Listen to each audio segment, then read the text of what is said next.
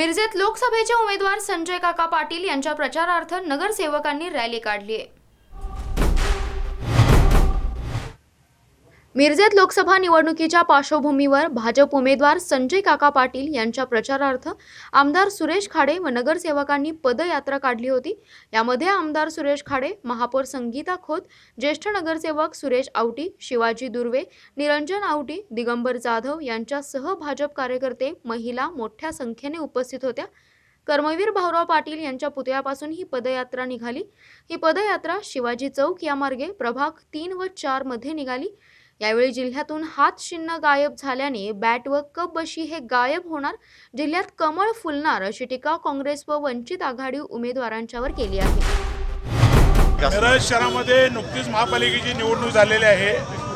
मिरज शहर आणि मिरज विधानसभामध्ये सुरेशभाऊ खाडेंच्या माध्यमातून विकासाची गंगा या ठिकाणी वाहिलेली आहे। आणि नुकत्याच झालेल्या महापालिकेच्या निवडणुकीमध्ये झालेल्या मतदानामध्ये 52% मतदान हे भारतीय जनता पार्टीला पडलेलं आहे।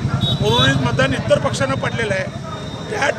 बॅट ही बॅटच होणार आहे आणि मला वाटते कप अशी, कारण शहर या जिल्ह्यामध्ये हात नसल्यावर कप अशी धरला हात नाही, त्यामुळे बॅट आणि हात आणि कप अशी ही कमळासमोर काही नाही।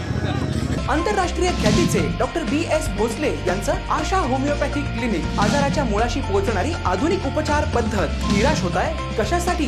होमिओपॅथी आहे सर्वांसाठी। बँक ऑफ इंडिया जवळ शिवाजी रोड, मिरज।